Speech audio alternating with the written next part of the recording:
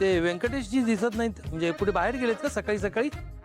बाबा ते गुरुकुलात गेलेत, त्यांचं काहीतरी पेंडिंग काम होतं म्हणे. अच्छा अच्छा, हो का, बरोबर, ठीक आहे ठीक आहे. नाही अगं, तुला एक महत्वाची गोष्ट सांगायची राहिली.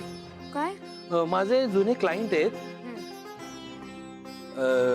तर त्यांच्या एका रिसॉर्टच्या कामामध्ये ना त्यांना कायदेशीर काही अडचणी होत्या, त्यात मी त्यांना मदत केली होती. आई ग, आता त्यांच्या आईने आपल्या सगळ्यांना ना आग्रहाचं आणि प्रेमाचं आमंत्रण दिले. म्हणे या तुम्ही 2-3 दिवस रिसॉर्टवर, मस्त एन्जॉय करा. काय आई रिसॉर्ट? मग तर आपण उद्याच जाऊया म्हणतो मी. बाहेर इथे भारी पाऊस सुरू होणार आहे, खूप मजा येईल ना. आई प्लीज जाऊया ना आपण प्लीज. ए, उद्याच जाऊया का उद्याच जाऊया? आपल्याला नाही जमणार बाळा. क्लासला 2-3 दिवस सुट्टी नाही देऊ शकत, मुलांचं नुकसान होईल बाबा. अगे नाही नाही, काय हरकत आहे. उलट माझ्या तर डोक्यात एक मस्त कल्पना आहे. आपण आपल्या गुरुकुल मधल्या सगळ्याच विद्यार्थ्यांना घेऊन गेलो तर तेही मज्जा करतील ना. काय वाटतं, है ना? म्हणजे क्लास मधल्या सगळ्या मुलांना घेऊन जायचं?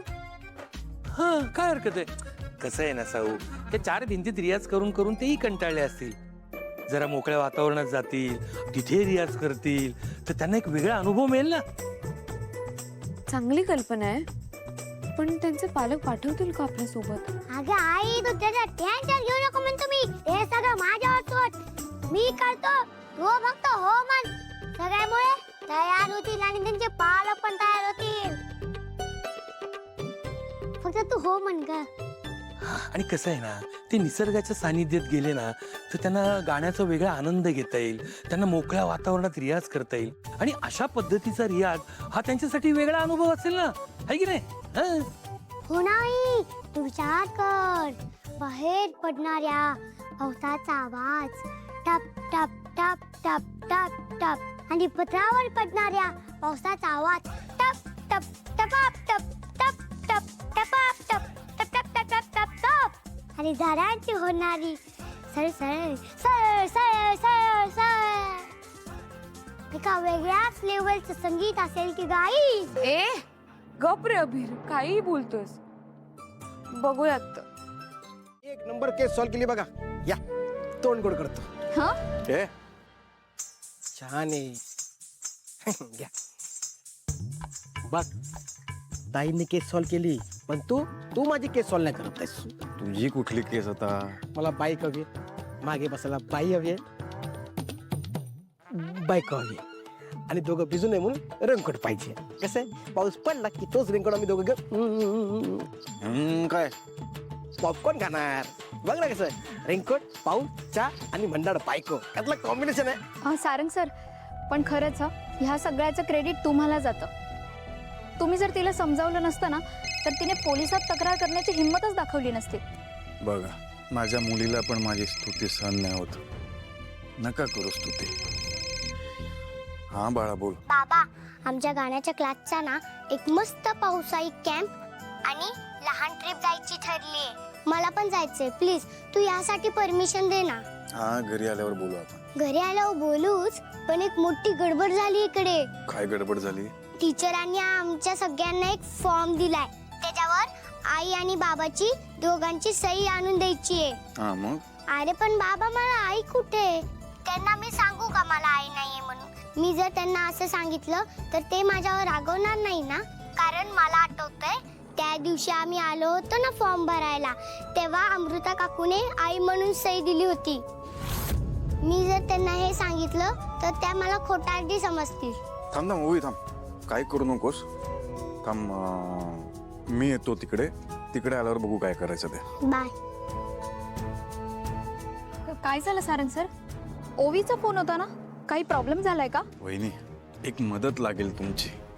नाही नका म्हणू. सारंग सर, पण अशी तुम्हाला काय मदत हवी आहे की तुम्हाला इतकं टेन्शन आलंय? वहिनी, तुम्हाला माझी बायको बनावं लागेल. काय? स्वतःची सोय कर. थांब रे.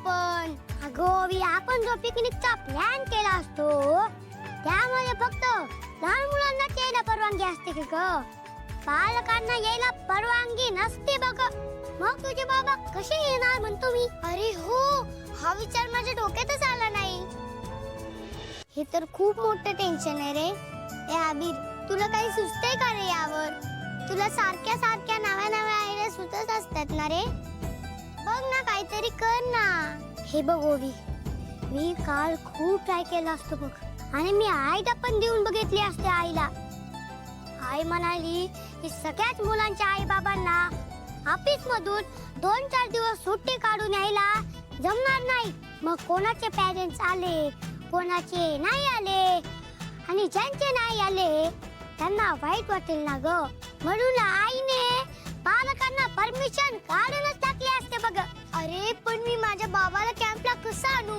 ओवी तू आता तेवढं टेन्शन घेऊ नकोस म्हणतो मी आपल्याकडे कॅम्प साठी उद्याचा पूर्ण दिवस असतो बघ आणि ऐक आता तरी माझ्या या छोट्या मेंदूला काही सुचत नसतं पण जर मी माझ्या या मोठ्या मेंदूला ताण दिला ना तर मला काहीतरी सुचेल बघ हा अभि तुला टीचर बोलवतात बर ओवी बाय आपण क्लास मध्ये भेटूया बाय बाय बाय ओवी बाय अभि